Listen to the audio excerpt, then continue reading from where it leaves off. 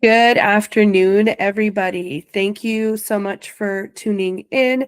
We are broadcasting live on the United Public Radio Network and UFO Paranormal Radio Network at 105.3 and 107.7 FM in New Orleans. Check us out. A lot of our shows on the network are also on Roku TV. You are tuning into Negotiating Happiness. I'm your host, Adriana. And just like I always say, grab your coffee, grab your lunch, and come and have a discussion with us. This happens to be a pre-recorded episode, but we will be live in the comments. So if you have any questions, please feel free to leave us there and you will receive an answer. Today, I am here with Lindsay. Hello, Lindsay. Hi, Adriana. How are you? I'm good. How are you? Great. Beautiful day. Great. So, Lindsay, you have your business at Paper Creek Co. We wanted to sit down. I'm just going to do a quick introduction. So, Lindsay Slavin is the founder of Paper Creek Co. And she will share her journey from earning a BFA in visual arts to interning in paper conservation and bookbinding in Israel. That's super interesting. To working in archives and fine art handling and teaching bookbinding courses and retreats. She also will talk about her experience coaching businesses to achieve more time, money, and build a rockstar team in Niagara, and that is on the Canadian side. Lindsay's passion for the arts community led her to start Paper Creek Co., which specializes in creating beautiful washi paper with a wide variety of colors and textures. She explains that washi paper is not only aesthetically pleasing, but also sustainable method of paper making, as the plants used to create it grow back each year and can be harvested for up to 40 years. I can't wait to dive in. Did I miss anything? No, you got it. So, Lindsay, when did you start on this journey? Well, when I was, I would say my Bachelor of Fine Arts, I was a printmaker and got into painting as well. But I was introduced to washi paper from the technician who ran the little store that would have some different supplies. And so he said, I'm going to show this to you. And it was this gorgeous, very, very delicate paper. And I'm like, that looks like wrapping paper and it's never going to last under the press. And he's like, no, this is not that. It is very strong. It is really absorbent and it is going to make your prints just glow. And I'm like, okay, so I bought some and they come in like massive sheets. So I bought this and he was absolutely right. It's this Japanese paper. It's called washi, which means, it just means like paper made from kozo, and which is the plant that grows in Japan. And it also grows in various places in Asia as well. Mm-hmm. But mostly it is the Japanese who will make the paper. It's the paper making technique is right. Over 1,000 years old. Right. So then I was printing with that, and my first job out of art school was as an archivist, and I did records management, but I also managed to do an internship there at the Baha'i World Center in Israel, in Haifa. Amazing. For 3 months, and that's where I learned bookbinding, but also I learned the properties of paper and how chemistry affects paper and the different things to consider, what different kinds of paper are good for. And then I moved back to Canada, and my husband and I moved to Quebec, just north of Ottawa. And I worked for Art Zone Fine Art Services, where we built crates and we did a lot of handling of artwork, shipping it and installing in galleries. So, which I have always loved. In art school, whenever there was a gallery show, people would just be like, can I just drop it off the artwork? I'm like, you got it. Just leave it. I love hanging it. I love the way things look. I love the presentation of things so that it tells a story. And so working at Art Zone was wonderful. And now I have, so then there's quite a lot, Adriana. My career, honestly, is very It's a very windy path. So But that's why you're a perfect guest, because we're going to answer some questions. We're going to dive into your experience. So I feel like I did a lot of stuff before too, before I decided to work for myself. And sometimes people get bogged down with those details instead of looking at what they want. So I'm hoping that maybe we'll inspire some people to open up their own business, right? And I actually did some research about this. For specifically for creative small businesses, because your business is very creative and it sounds like such a passion project too, right? It's not just a business, it is a passion. It's linked to, you know, your art background, which is amazing. So according to Stats Canada, this was kind of dated 2016, there are approximately 1.1 million creative businesses in Canada. And just remember, Canada's population is only about 33 million. So that is population of California. wild. Yeah. And in the US, I looked at the National Endowment for the Arts, their stats are a little bit more recent for 2020. The creative industries contribute to 877.3 billion to the economy in the US. That is wild. So if somebody's telling you to not, you know, the arts don't pay bills, they're lying. You just need to find a better way of doing it. You know what I mean? They're just being a negative Nancy, and you don't need that in your life. So you are here to bust some myths. I think I came at this from this has been cooking in the back of my mind for a number of years, over a decade. I went to I've always loved the Japanese paper. I haven't been printmaking for many years, but I went to Montreal with my family a few years ago, and I went to this store called Au Papier Japonais, which is French. Japanese paper. And for all you non-French speakers, Au Papier Japonais, and it was run by a friend of a friend, and Stan and Lorraine Phillips. And Lorraine Phillips is a beautiful artist. Check her out. She actually, Lorraine Pritchard is her art name that she goes by. And they have this beautiful store full of Japanese paper. And I just fell in love. And I thought, I really want to have a store like this someday. And it has just stayed there as a kernel. And it's just been cooking. So I got to a point in my life, I was like, feeling, you know, after the pandemic, I thought something needs to change. Something drastic needs to change in my life. And I think, just to interrupt you for a second, I'm feeling, every time I interview people, that is such a common feeling. The pandemic brought on such change. I know that it's collective trauma with the T, people, trauma with the T. And it was rough for a lot of people. A lot of people died. I understand. And we are privileged to be able to talk about opening businesses because we are in a position to do so. So I recognize all of that. But I want to say that in the entrepreneur world, COVID brought on so many of these wonderful businesses that maybe would have been delayed or never opened. You know, it just brought on so much change. So I just want people to recognize that your ideas are valid. You don't need a pandemic to make it happen. Do you know what I mean? Yeah, for sure. It opened up, you know, and also turned 45. So it was like, all right. We don't talk about age on this show. Don't do it now. We don't talk about age on this show. I'm kidding.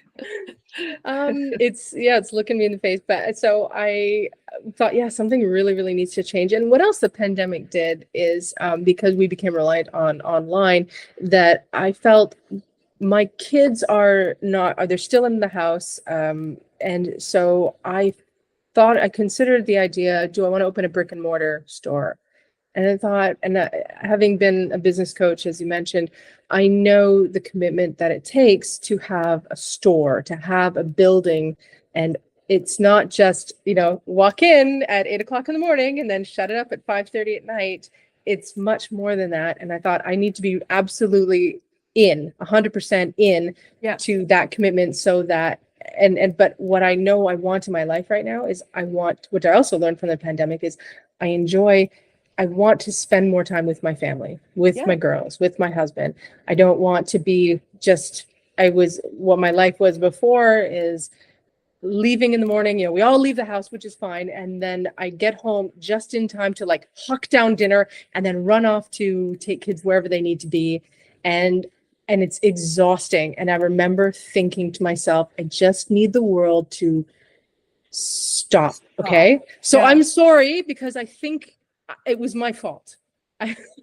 Because all of a sudden the world stopped. And it went to like, I remember thinking that in like February. In the universe, it's Lindsay. my fault. We talk a lot about manifesting and doing all of these, like, I love the woo-woo stuff, right? Or like, you put it in the universe. Who knows? But it delivered for you in some way, even if the world itself didn't stop, your world could have, right? Like, you put it out there in the universe. I just want to share here your website. I want to see if I can present it. Oh, there was having some technical difficulties, guys. Well, while you're doing that, I'll fill in the kind of the rest of my thinking. There was that what it did was also it opened up to a lot more people, a lot more the idea of shopping online and getting things delivered.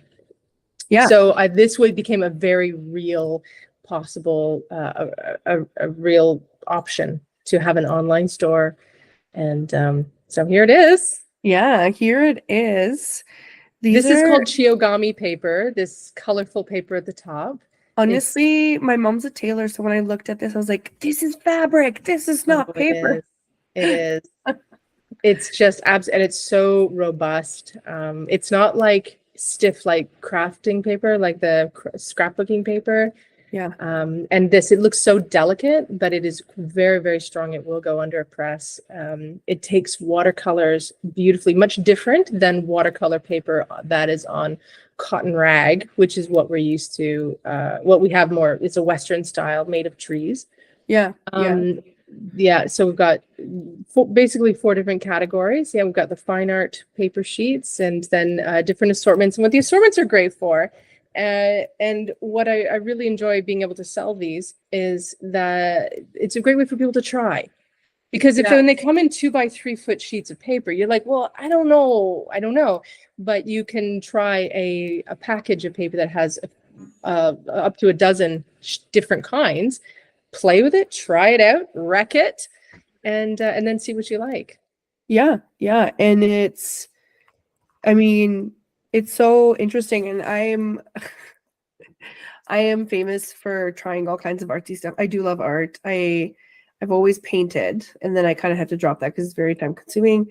I've done a lot of Cricut stuff. So like the assortment type of packages I'm very familiar with, because you get the same thing in like vinyl or whatever else. So I agree, if you are a beginner, the assortments are probably your best way to see like kind of what you want to do, what you like. And they're probably, correct me if I'm wrong, they're probably more cost efficient at the beginning when you don't know like what you want, right? It's definitely, well, it's more fun, honestly, to have an assortment to start to try out with, because there's much less pressure. Right. And you're not stuck with it. If you start to use it and you go, well, this is not working for me, I don't like it, it's not giving the effect that I want, then you're not stuck with a huge sheet. For sure. Yeah. And sorry, go ahead. Oh, I was just going to say, like there's the fine art intro, you can see kind of peeking out there at the top. That's a really excellent one. Japanese paper comes in many different tones and weights. And some of it has little, if you scroll back up, you'll see some of them have little, see on the one that has little chunks in it? Oh, scroll down a little bit again. Yeah. There you go. That one there. See, it's got little chunks, and that's called chiri. And what happens is they make the paper, and they pull out all the little bits of bark and twig, and it's a very time consuming, and it must be done by hand. It's not a process that can be done by machine. So they pull out all of the twigs and the bits of bark, and then then you get the one on the left there, the usukuchi light. You can see it has no chunks in it at all. Yeah. Well, the Kanari chiri and the Gampi there also started out that way, and then they put some of those pieces back in to the pulp. So when they make it, it's like that's the quality that they want. They want to have those little bits of texture in it. But because it is all very fine, you can't feel it. It's not like chunks. It's not going to interfere with your art making. And I think that's that was what I expected when I first used it. Pardon me. Yeah. But it is so smooth that it doesn't affect your artwork as well, but it really adds to it. And so I always encourage artists when I'm talking to them, it's like, think about your image now, instead of just having a white background, but like, think about what would the texture add to it? What would the tone bring to it? Right, right.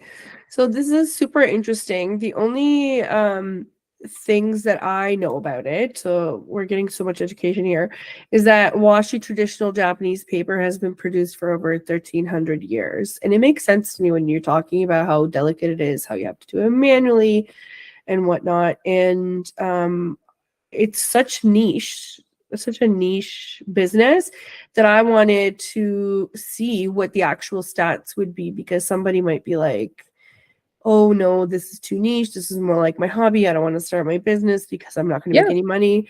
But in 2019, Japanese art sales reached 15.4 billion, which was up 4% from the previous year. So do not let people discourage you.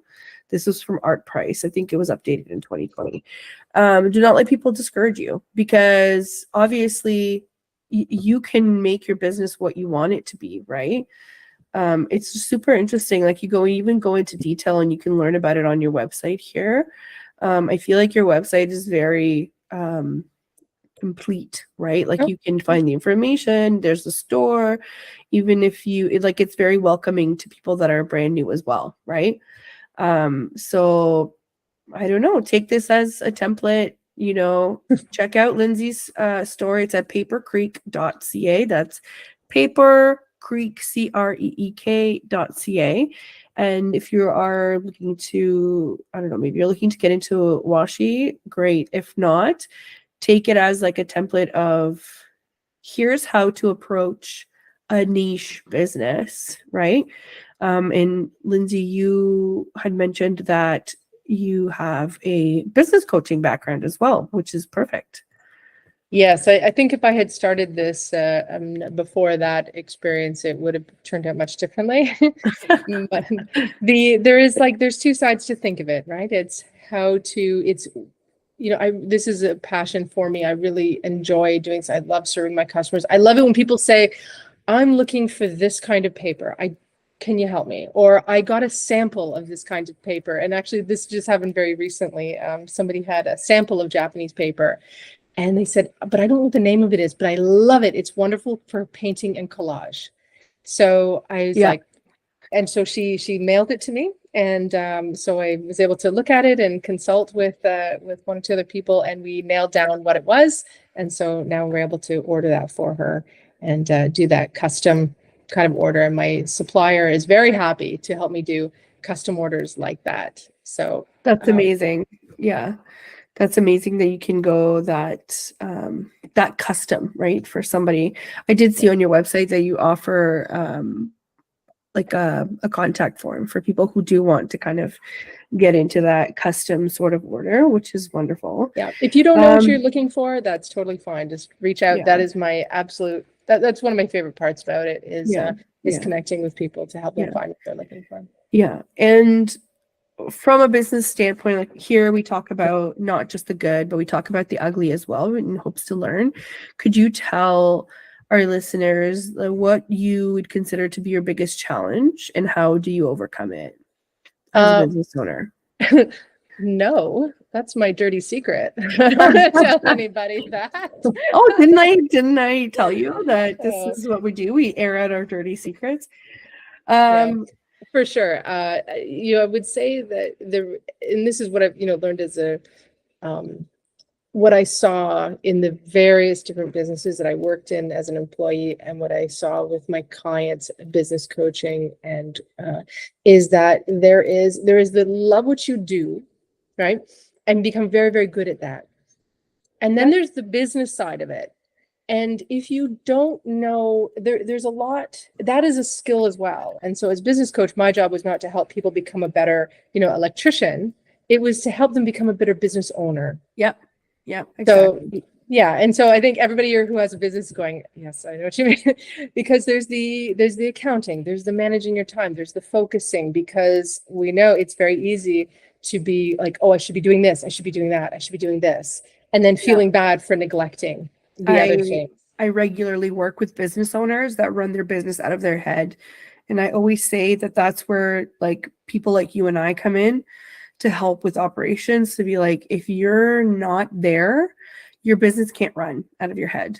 So you need to have support, you need to have systems, and a lot of people could use help with somebody like you, a coach, where they would get some of those I guess I would say techniques to cope with taking other people's advice, because that's the first skill you learn, is you need to let go. And I've struggled with this too. And I recently joined a mastermind because I want to learn more, right?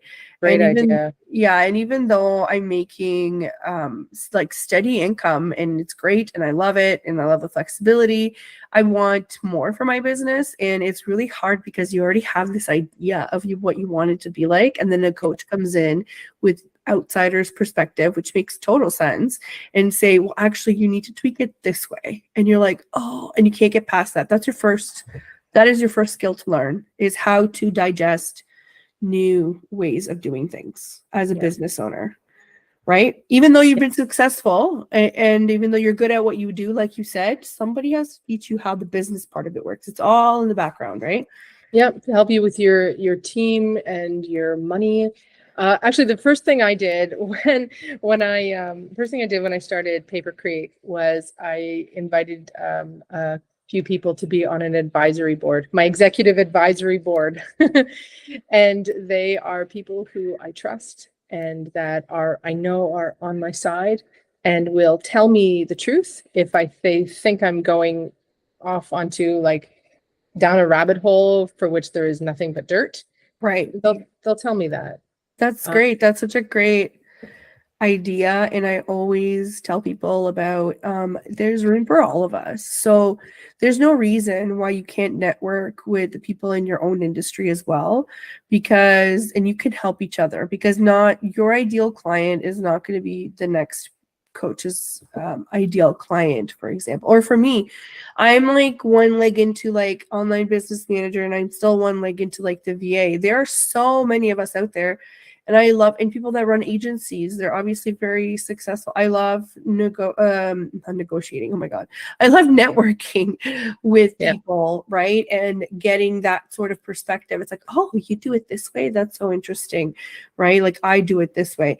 I want to like teach people it's not about gatekeeping. I'm not saying publish your supplier list. I'm saying be open to learning from other people, and from like having an advisory board. What a great idea. But not everybody would have that kind of access to multiple brains, right? Like I'll tell you who's on my advisory board. It's my sister. I have 3 of them, and one of them is on my advisory board. Yeah. And my husband, and a mentor of mine who I've worked with in the past, and he's been very, very open to me and helpful. But they're people that I know are emotionally on my side, and sometimes they give me ideas. I'm like, no, I don't think you'll get it, but they do help me verbalize my thoughts, verbalize my focus, and for me to be openly honest and say, guys, I don't want to admit this, but I'm feeling very scattered. Right. And I feel like there is a dozen different directions that are critically important for me to go into, but I need to narrow it down to 2 for this quarter. I need to narrow it down to 2, and I don't know which ones are the right idea. And they say, okay, tell us about them. And then my husband says, hold on. And he runs up and he gets a whiteboard and he starts writing them down. And then we erase things. So it's just even having people who they don't have to be experts. My husband is a teacher and my sister works in public service. So they're not even business owners. They're not in any way otherwise involved in my business, but Right. It's such a good tip to have an advisory board for sure. And you don't have to do it on your own.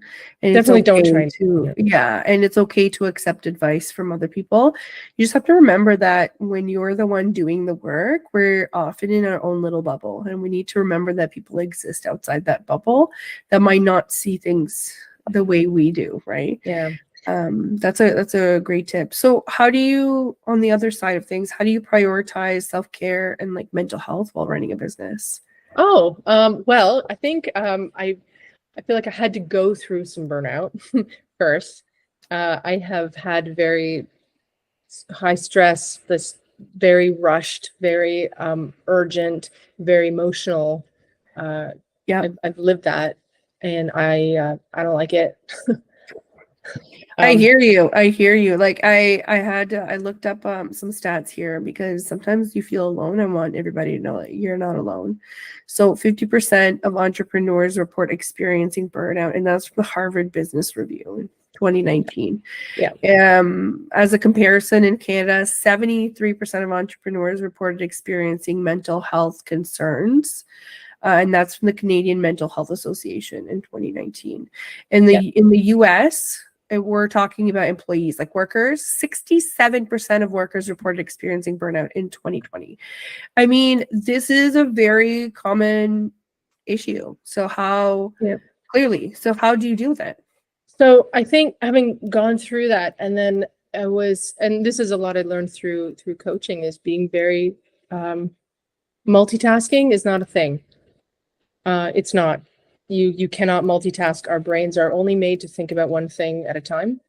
And so there's a myth, sorry to interrupt. There's a myth there that you just busted for us, is that I was hearing about how women's brains are wired to multitask, and I think that's a lie.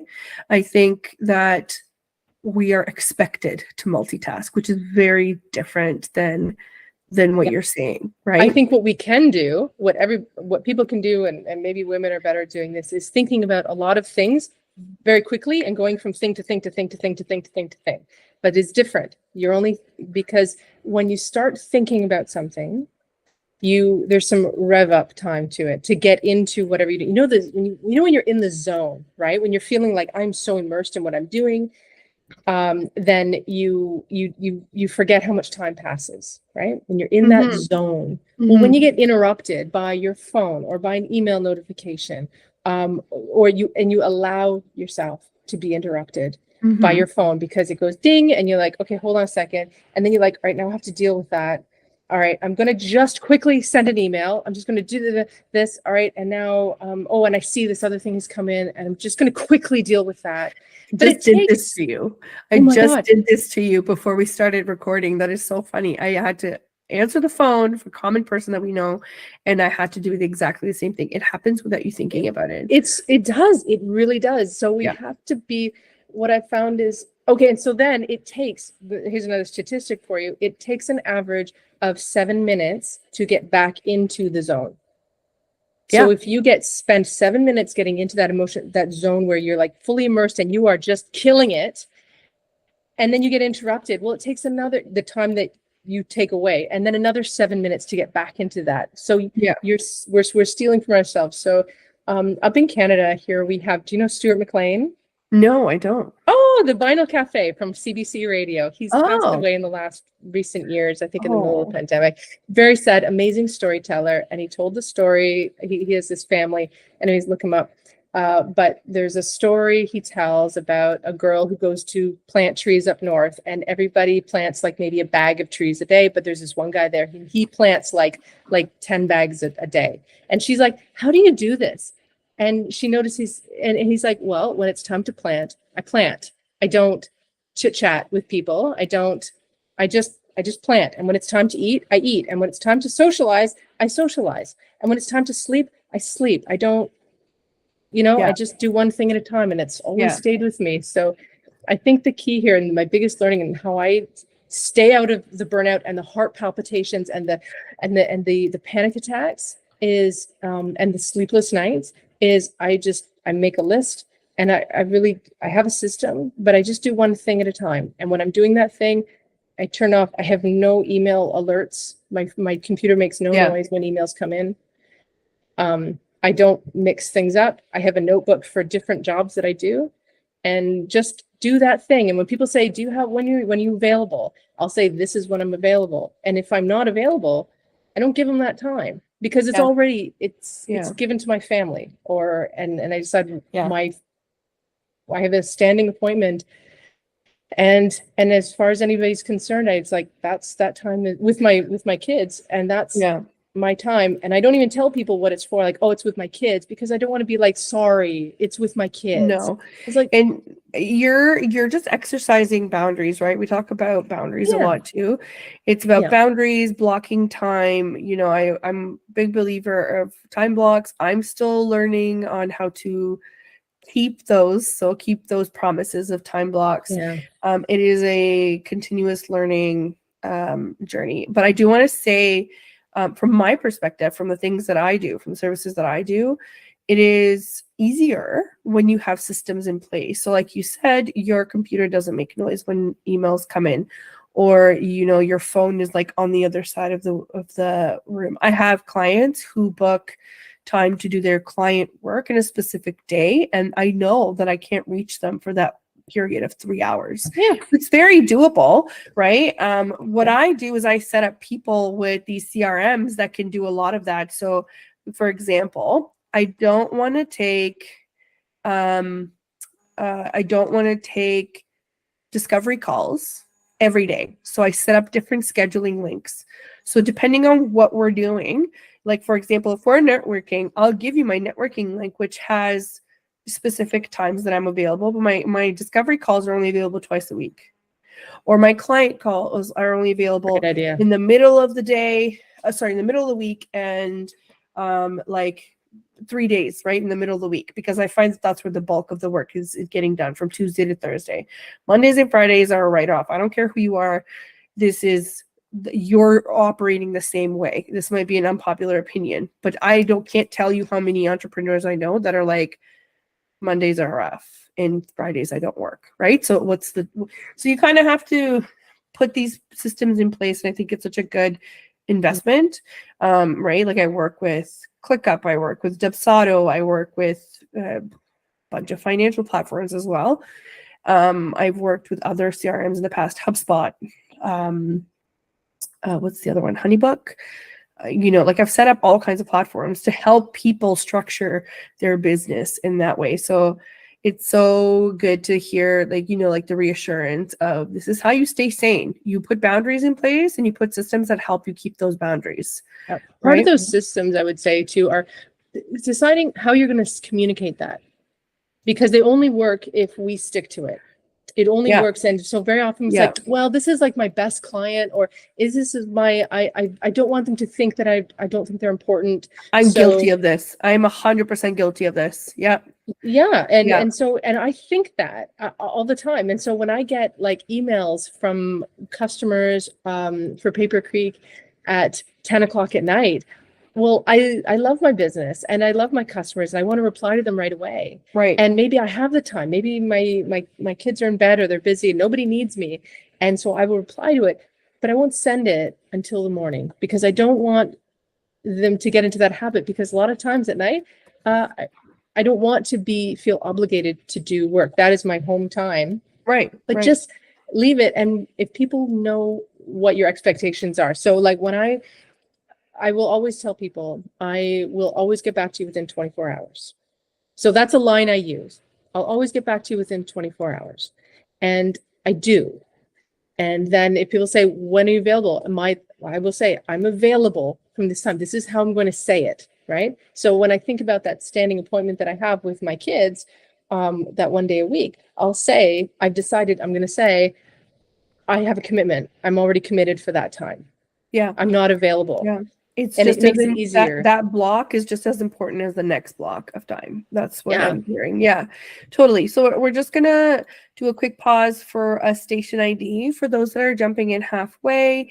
We're listening to Negotiating Happiness, and I'm your host, Adriana, and I'm here with Lindsay. We are live on the United Public Radio Network and UFO Paranormal Radio Network at 105.3 and 107.7 FM in New Orleans. We are also on Roku TV if you want to check out some of our other shows on the network. We are pre-recording this, but we will be live in the comments, so feel free to put in your questions. I will do my best to answer them. Or if you have any feedback for me or Lindsay, guys, please keep it to constructive criticism. We will do our best to answer.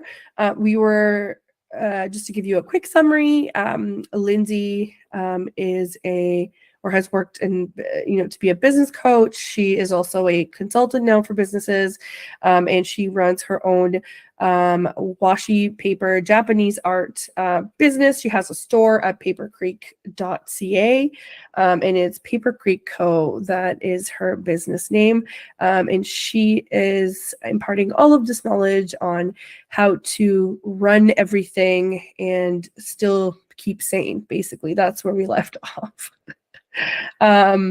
Let's see here. So my next question would be, now I'm having technical difficulties. My brain's not at 100% yet. How do you stay on top of industry trends and adapt to changes in the market? Because you have such different markets depending on what services you're doing. I also personally know that you're very good with doing video, right? Video editing and whatnot. Are you still offering those services? Yeah. I still enjoy editing for video. So small, long thing. Yeah. You've got so many markets here. So how do you keep on top of like industry trends? Well, for Paper Creek, I try to say very involved in the community itself and always finding that community. Where is my community? For example, on Instagram. When I was coaching, my market was not in Instagram at all. It was LinkedIn. Yeah. So, that's where you create content and that's where you engage. In-person networking. But one of my markets, one of the environments where my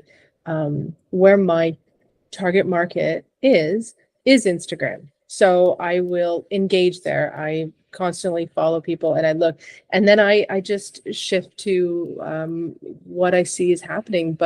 And so when I see people making comments, I will try to use that language because as you said, like Japanese paper is very niche. And so, but the art world is very, very broad. So what is I have a vocabulary, I have a lexicon, but what is the lexicon of my target market? What words are they using? And that's the language that I have to adopt. Yeah, we talked about this before about like who is reading those posts, right? Like, is it academia? Okay. Is it, your regular Joe? Is it somebody who already knows about washi art, Japanese art, or is it somebody like somebody who could be a big supplier for you or a big seller for you? So it just depends like who you're targeting. And how do you I guess, do you ever have to like change suppliers, or like do you ever have to go searching for, I don't know if the word is right, like trendy patterns and like that kind of thing? No, not really. No, I have one major supplier. And so I stick to that. And that was that was a decision that I made with my mentor and also my advisory board. Yeah. And that because my supplier right now, my major supplier, has a great diversity of things. And so I had to look at, all right, I'm an online store. So what can I ship? So now there's really great, like lovely objects and things. So I thought, can I ship that at a low rate? Because that's where I'm at right now. I want to what are the barriers to buying online? A lot of times it's shipping. So how can I what can I stock? What can I promote that can be shipped at a cost that I have some control over? Right. So that's what I carry. And so when I see what people and deciding what my target market is, and just looking at analytics, any kind of data that you ever gather in your finances or your marketing, you analyze that data, and the whole purpose of it is to make a decision. Yeah. So let's give a real life example. I agree with what you're saying. My clients, so some of my creative clients are all on Instagram, right? And for me, it's shifted where I have gotten clients recently from Instagram. So because I've been putting more effort into it, to be honest.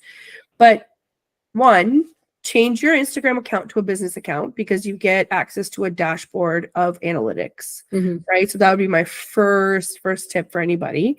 And two, check it out. I can tell you for a fact that most of the people that interact with my stuff are all women between the ages of 25 and 40, right? Yeah. Like, figure out who's listening to you, how you can use that, and how you can continue to nurture that. So my language, because I am in that category, I'm just lucky that I'm already using the same kind of language. I'm going through the same kinds of things in life, so I can then relate easier with that, right? Your dashboard tells you. So the moment I started posting more and I invested in having somebody help me post more, it shows. In the last month, I've reached 900, almost 1,000 new accounts, which is great, right? Whereas before, I don't even know what my numbers were. So how can you make that decision? If it's going down, then maybe you don't need that extra person to do the posting, or we need to tweak something. So like, this is how, you're right. Analytics dictate like where you put your resources and how much of those resources are actually making a difference for you. So that is one really, really quick and fast and free way to get data is your Instagram account. I believe Meta on Facebook has similar capabilities with your dashboard. YouTube does as well. I know for a fact. The other thing is, if you're generating from your website, you definitely use Google Analytics. And just a heads up for anybody that was using Google Analytics before, they've come out with Google Analytics 4.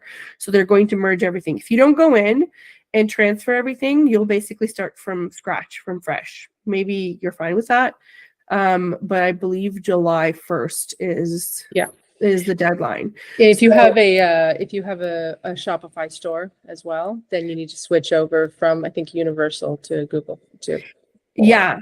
And what that does, for anybody that doesn't know, Google gives you a tag, which is just a serial number that you then encode in your homepage, in your website, and it tracks things. So for example, from really looking just super quickly, not spending a lot of time, I know that most of my traffic comes from Canada and the US, and I have a few other places like Turkey and India, right? Is that appropriate for my website now? No, you can tell it. You can tell it if I'm prioritizing this area. You can tell it to do a lot of things. Because remember, people are searching on Google. So they have control over who sees what, right? So great point about listening to your analytics and using them. If you're not, your competitors are. You're going to lose out, right? Something else I'd point out is understanding that what your conversion rate is. So paying attention to what is leading to conversion. The conversion from a viewer, let's stick with Instagram, a viewer into a customer. And understand that sometimes it's funny, you know how there's like consistence, like the 80-20 rule, it just keeps showing up, right? Like it is actually a universal like law. People don't know what you're talking about. Look at this. Oh yeah. Oh, it's true. Yeah, it's true. That's what Lindsay's talking about. You can get this on Amazon and on Audible if you're listening to books. I think it's on Kindle too. Yeah, it's a principle, it's a number, it's a ratio that's been around, was really discovered is in a few hundred years ago. It's not new.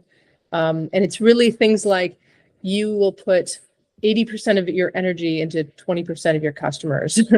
Or 80% of your income comes from 20% of your customers. That's right. Yeah. Right. Things like that. So, but what I mean is that kind of ratio is understanding too, and this isn't the 80-20 rule, but it's a number that I see consistently show up is 3 months, 90 days from conversion from marketing to sales. Which happens to be a whole quarter. Yeah, exactly. So if you take your foot off, so if you are consistently posting and you're like, but nothing's happening, like just be cool, just keep being consistent, be consistent always. Right. And then when your sales, when your conversion does go up, and it will, if you're paying attention to your analytics and you're not just throwing stuff at the wall, random things, but if you're putting out value in, then you will see those conversions. But then when those conversions do come up, don't take your foot off the gas. Just keep being consistent. Otherwise, you're going to end up like, it's going to be a vacillating of sales effort and then sales. I've seen people, it's just so funny you mentioned that. I've seen people who stepped on the gas, they started seeing results, and then they put the brakes on. Yeah. They did not keep going, and they call that an industry lull. And I'm like, no, it's not an industry lull because your competitor is still going. It's you not being consistent, and it's okay, but like this is when you need people to help you to be consistent, because you can't do it all yourself, right? I understand. Imagine like go, and you just, I just need a break. Like I need a break from this. Cool. What are you going to do about it? Like, what are you going to get somebody to help you do it? Are you going to stop? You're going to lose out. Like it takes so much planning. It's so much more than just doing the work. And I realized that I showed this book, but I didn't say anything about it. So it's the 80-20 principle. I have the 3rd edition, which apparently has 4 new chapters in it. It's called The Secret to Achieving More with Less by Richard Koch. I don't know how to say this. Koch is his last name. Richard Koch. I don't get any.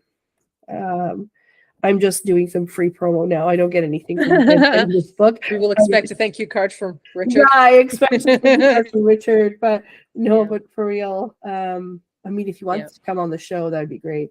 But it talks about all that what Lindsay mentioned, and it explains like the uses of time. Just remember, like time is your most valuable asset. It's not your equipment or whatever you do your work with. It's time. It's how you use your time that matters, right?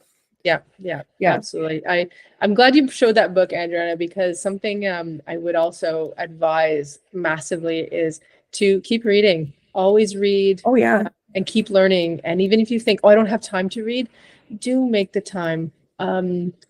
Because there is something that somebody has figured out, like Richard here has figured out, and he's so excited about it and made such a difference in his life that he wrote a book about it. It only cost you, 20 or $30, but it's. Oh yeah, I think it was like 25 at that point, but it's not. And if you only can take like 1 or 2 nuggets from each book you read, then what kind of difference would that make in your business?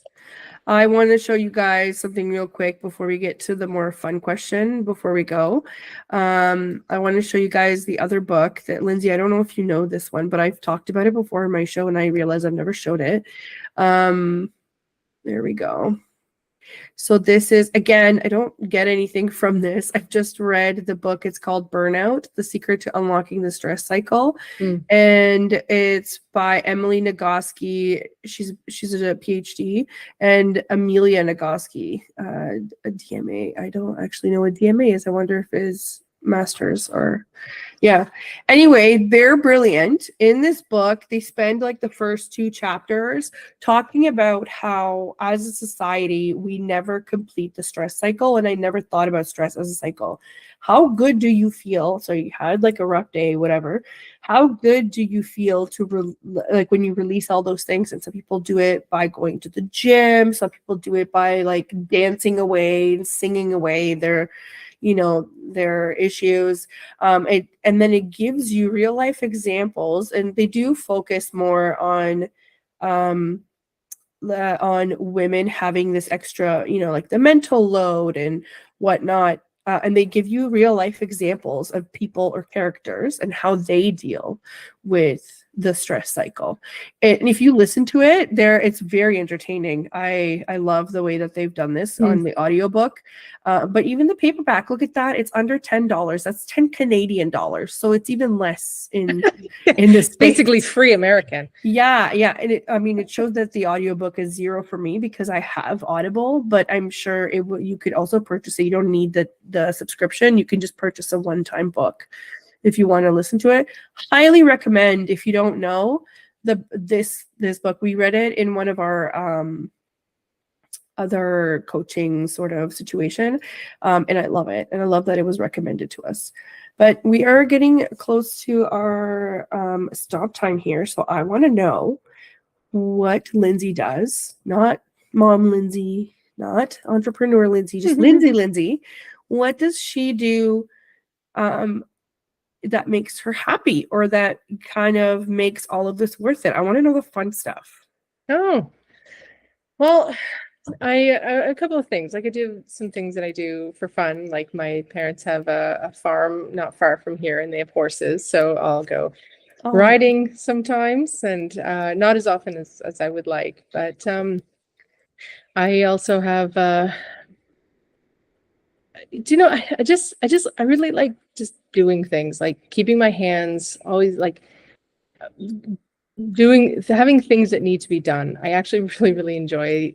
I do. You're describing work, Lindsay. I know, but I was thinking a lot about this, honestly, about your question. I'm like, well, I play guitar. I learned how to play guitar and I really love it. I play electric guitar. I have an art studio, and so I, and I have lots of different materials, and so I'll experiment with the paper that I have and see what can be made from it, so that I can, take pictures of it as well. Your happiness outlet is like a creative outlet. Is that what I'm hearing? It's a busyness, and it is creative. It's active. My family, we have, and I know this isn't probably like the right answer, but like there is no right answer. I've had people my family tell me that they wake up at 5 a.m. and work out, and that's when they're happy. And I'm like, oh my God, like, why would you do that? So there is no right answer. So continue. My families, we have some investment properties, and I'm effectively the property manager for that. So when apartment needs to be painted, I'm like, okay, let's go, let's go do that, let's go fix the shower. You like being productive. Yes, you like being productive, I think is what it is. Yeah. Do you travel? I do. I love traveling. Okay. How do you travel? Like, are you the type that will we don't backpack anymore because we're not in our 20s, but do you just like DIY it, or do you go to a resort? Like, how do you travel? No, I like to go places like and be it's almost always get on a plane and go somewhere. My sisters and stuff, they really enjoy going to like a resort and just like, give me a beach, and I'm like, I'm thinking like, yeah, I'd like a beach for a day or two, that'd be nice. But I really like going into the town and seeing, how do people live here? What does their life look like? And I always go off resort because I'm the same way. Like my partner, my family, they enjoy going to the beach, and I'm just like, okay, 2 days, can we go see the village now, or can we go see like something else? Right? I totally agree with you. I can't just sit there. Yeah, I got to go when I was after I finished high school. I was like, I don't want to get a job, and I don't want to go to school yet. I'm so done. I need a break. Yeah. So I volunteered. I volunteered for a year in Thailand, and in the country there, and it was wonderful, and it was very like 8 hours from Bangkok, and I really enjoyed. And people knew where I lived, and they were like, "Oh yeah, you're the Palang from Uban Pantip." And I was like, "Okay, it's not creepy at all, but okay." And it's a community. It's a community. That's how a community acts. I totally know what you're talking about. It was great. Yeah. And so my favorite pictures that I have are like, in the morning, and the kids going to school, and the dad with the motorcycle, and on the 3 kids on the motorcycle taking them to school, and laundry, and the smell of the laundry being done is, oh my gosh, just those life things. It's so funny. You're describing so many sensory things, like what you're seeing, what you're smelling, what you're feeling. I am the same. I love the feel of sun on my skin. Like, I could be a cat and just sunbathe. not forever, but that's my sensory thing. I feel like Yeah. I'm recharging when I'm under the sun. And my other thing is openness. So like I love going and seeing like different bays or, you know, cliffs and whatever else. Yeah. Like I'd love to see that. I feel like I'm because I'm getting older. I gravitate towards for everybody listening, Lindsay is like shushing me. Like, don't talk about that. I gravitate towards like the simpler lifestyle. So I love to see like in Spain, you know, they're on the coast, like they have to take a siesta. You can't do anything under the blazing sun. I get it. Yeah. Or my next on my list would be like Greece or something in the islands where everything is like, you know, I love here how it's called farm to table, but there it's just like life, right? Like everything is sourced manually and we still do like agriculture the way we did it, you know, a couple hundred years ago.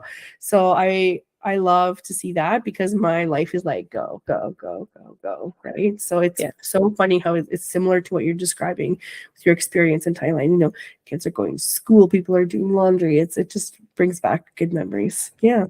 Yeah, nice. Well, I wanted to thank you so much for coming on and spending some time with us. It's been very interesting learning about, you know, the Japanese art and how you approach business and how you approach burnout. I'm really hoping that people will see the value and some of the tips that you've given them. And also, I'm so glad that you mentioned the book because I haven't yet. And I hope that we get some questions when we do this live on Monday. And yeah, thank you so much, Lindsay. Thank you so much, Adriana. This has been a lot of fun. I really appreciate it. I love it. I love it that you're having fun on it too. Well, everybody tune in next Monday. That is 12 CST or 1 p.m. Eastern Time, EST, for another episode of Negotiating Happiness. Have a good one, everybody.